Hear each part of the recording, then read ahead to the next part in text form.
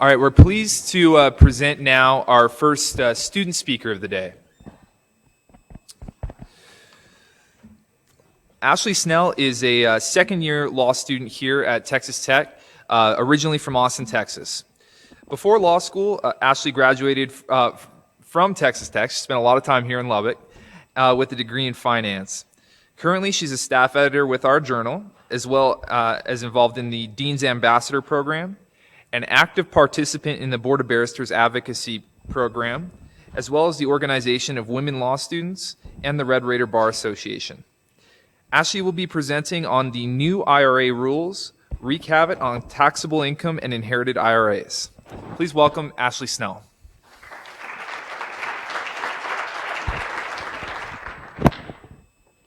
Okay, I don't really know how to work this microphone very well.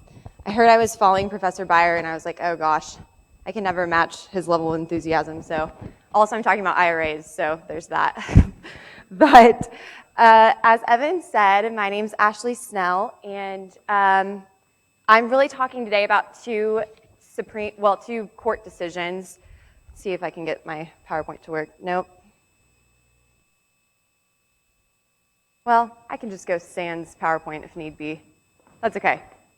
Essentially, two court decisions came out last year that highly affect the rules with regard to IRAs. So the first one, I'm sure many of you guys have heard of it. It was Clark versus Ramaker. That was out of the Supreme Court. Essentially, there's been an ongoing, long-time debate among different jurisdictions as to whether inherited IRAs qualified as retirement funds such that they could receive exclusions from a bankruptcy estate. So that's the first decision that I'll be going into a little bit more depth about, and then additionally the implications that came with that decision. The second one was out of the U.S. Tax Court. I don't know if I'm pronouncing this name correctly, but it's Bob Rowe versus the Commissioner of Internal Revenue. Essentially, the tax court ruled against a previous and long-time endorsed rule by both the IRS and practitioners with respect to the one rollover per year rule. And a lot of time, really everyone thought that they knew what that meant and that it applied to multiple IRA accounts. And the court really changed that interpretation, which was interesting, and the IRS actually followed their decision. So with regard to the first decision, the Supreme Court addressed this issue. Essentially, in Clark, a woman had a traditional IRA. She left it to her daughter as the beneficiary, and when she passed away, obviously the daughter inherited the IRA. Well, about 9 years later, after she had inherited close to $500,000, she filed for bankruptcy.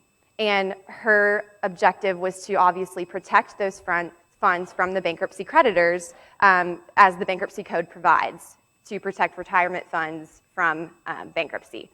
Well, the court ultimately held that the inherited IRA funds change their quality from being a retirement fund and aren't necessarily a retirement fund at that time anymore. And so they really decided that if you are inheriting funds through an IRA, you cannot receive the bankruptcy protection. That obviously created a lot of problems for beneficiaries, like the daughter in this case, and also people before that happens in planning on whether or not they should leave their estate leave their IRA through certain mechanisms such as inheritance. With respect to the second case out of the tax court, the rule previously about rollovers was that you could roll over your IRA funds, which is just withdrawing it from one account and basically depositing it in another one of your IRA accounts within 60 days and receiving basically the same protections that you would for the same quality of IRA accounts. What happened was, over the course of, in this case, over the course of a couple months, a couple who had multiple IRA accounts and joint banking accounts made transfers between the two, multiple, and the commissioner decided that a deficiency existed in their reportable income based on all of these transfers.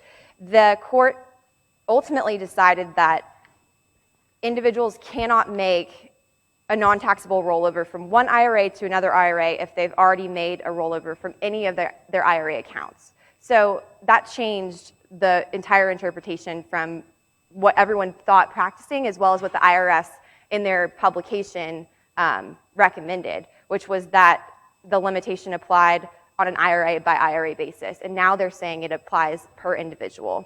So one of the biggest things with respect to that was that the rule went into effect in January of this year.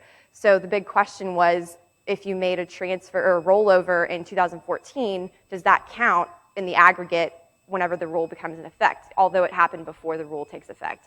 And I even wrote about this in my comment at first, and then luckily the IRS did provide a new publication that clarified the issue and said it's only going to start applying to rollovers that occur in 2015. So if you made one in 2014, ignore it for the purposes of the one rollover per person rule. So essentially, all of that being said, these are two rules that came from these courts, and ultimately what we have to do now is figure out how to plan for them and such that the negative aspects of them don't affect your clients. So one of the biggest things that eliminates some of the things for both opinions is utilizing transfers instead of rollovers. The IRC does allow transfers of inherited IRAs. They don't allow rollovers. So you would think whenever you inherit an IRA, well, in order to make it your retirement fund, just roll it over into your own IRA account. But the code prohibits that. But they do allow you to transfer it, which is essentially preserving the quality of an IRA in general, such that it doesn't reach the hands of its holder. And that's also the reason why really the tax court decided that the one rollover per year would no longer be per account, because the purpose behind an IRA is not for you to play with the money tax-free for 60 days. It's so that you can protect those funds for retirement purposes only. And I think that through both of these decisions, the courts are ultimately trying to respect that purpose and keep the quality of IRAs what they are. Another thing that I read that was a good suggestion is to designate a trust as the beneficiary of the retirement account. Obviously, that's very nuanced, and you all are much well versed in that department than I am. And following the rules with respect to the trust creation, as well as how to designate it as the beneficiary of a retirement account, is really important for you to get all of the qualities of the account as well as the benefits of the trust itself. So all of the things that are inherent in trust accounts in general would apply in the same way with respect to IRAs as beneficiaries. Another one of the things that is interesting is that converting a traditional IRA into a Roth IRA also does not count as a rollover. So you can basically roll over your funds from a traditional to a Roth, and that is not actually under the exemption in the tax code. So that's an exception to the rule, essentially. So ultimately, I hope you all have taken some sort of benefit from this as far as how to plan for these rules and implementing them into your practice.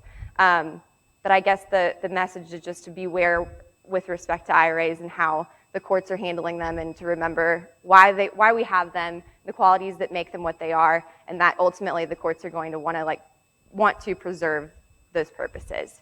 So those are really, really fast spiel of like 100 hours worth of studying IRAs. So if you have any questions, I will be available during the break and during lunch as well. So thank you so much.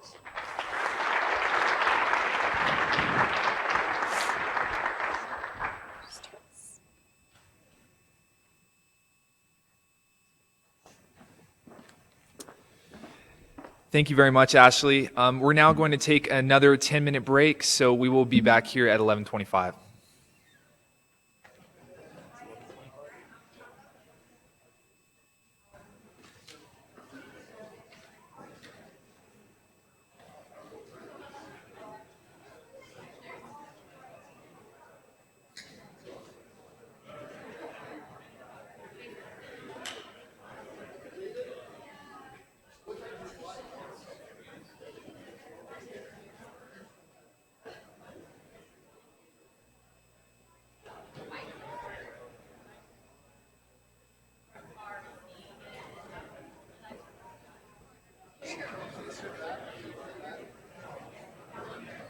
Hey, the dean's still on for today, right?